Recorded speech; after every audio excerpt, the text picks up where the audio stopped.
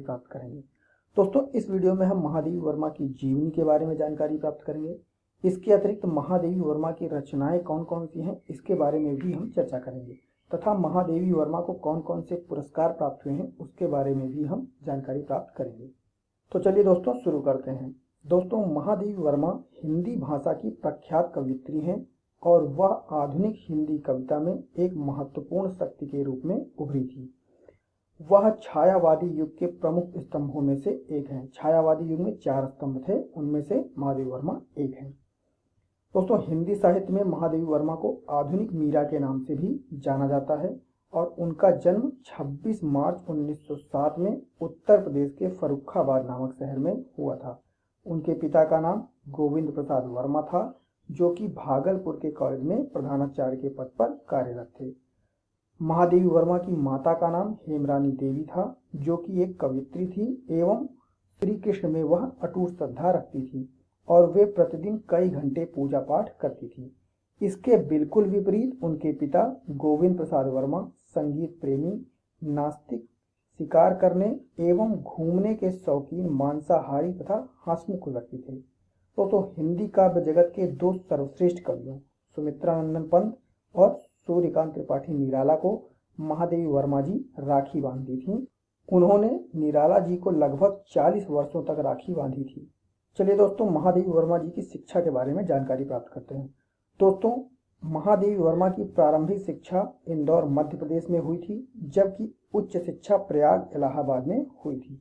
महादेवी जी ने 8वीं कक्षा में प्रांत भर में प्रथम स्थान प्राप्त किया था।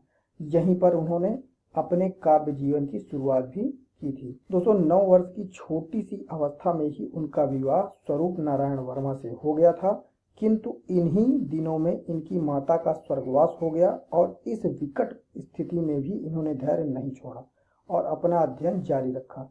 इसी परिश्रम के फलस्वरूप आपने मैट्रिक से लेकर बीए तक की परीक्षा प्रथम श्रेणी में उत्तीर्ण की थी। आपने बालिकाओं की शिक्षा के लिए भी काफी प्रयास किए और साथ ही साथ नारी की स्वतंत्रता के लिए भी आप संघर्ष करती रहीं। आपके जीवन पर राष्ट्रपिता महात्मा गांधी एवं कला साहित्य साधना पर रविंद्रनाथ टैगोर का गहरा प्रभाव पड़ा था। महादेवी वर्मा जी की मृत्यु। दोस्तों, महादेवी जी का जीवन एक सन्यासिनी का जीवन था। उन्होंने जीवन भर श्वेत वस्त्र पहना, तख्त पर सोई और कभी भी शीशा नहीं देखा। सन 1966 में पति की मृत्यु के बाद वे अस्थायी रूप से इलाहाबाद में ही रहने लगी। भावुकता एवं करुणा आपके कार्य की पहचान है और इन्हीं कारणों से आपको आधुनिक युग की मीरा भी कहा जाता है। दोस्तों, 11 सितंबर 1987 को महादेवी वर्मा जी की मृत्यु हुई थी। आइए दोस्तों, महादेवी वर्मा जी की प्रमुख रचनाओं के बारे में जानकारी प्राप्त करते हैं। दोस्तों, महादेवी वर्मा की प्रमुख रचनाएं निहार, रश्मि, नीरजा, सांध्यगीत, दीपशिखा, यामा, मेरा परिवार, अतीत के चलचित्र, स्मृति की रेखाएं, गिल्लू आदि हैं। महादेवी वर्मा जी को कौन कौन से पुरस्कार प्राप्त हुए थे? दोस्तों, महादेवी वर्मा के रचनात्मक गुण और तेज बुद्धि ने जल्द ही उन्हें हिंदी भाषा की दुनिया में एक उच्च पद पर पहुंचाया। 1934 में उनके द्वारा रचित नीरजा के लिए हिंदी साहित्य सम्मेलन ने उन्हें शेक्सपियर पुरस्कार से सम्मानित किया था। स्वाधीनता प्राप्ति के बाद 1952 में वे उत्तर प्रदेश विधान परिषद की सदस्य मनोनीत की गई थी। 1956 में भारत सरकार ने उन्हें पद्म भूषण प्रदान किया और 1979 में उन्हें साहित्य अकादमी अनुदान का पुरस्कार प्रदान किया गया था। तो 1988 में भारत सरकार ने उन्हें मरणोपरांत पद्म विभूषण प्रदान किया था, जो भारत सरकार का दूसरा सर्वोच्च नागरिक सम्मान है। दोस्तों, आधुनिक गीत काव्य में महादेवी जी का स्थान सर्वोपरि है।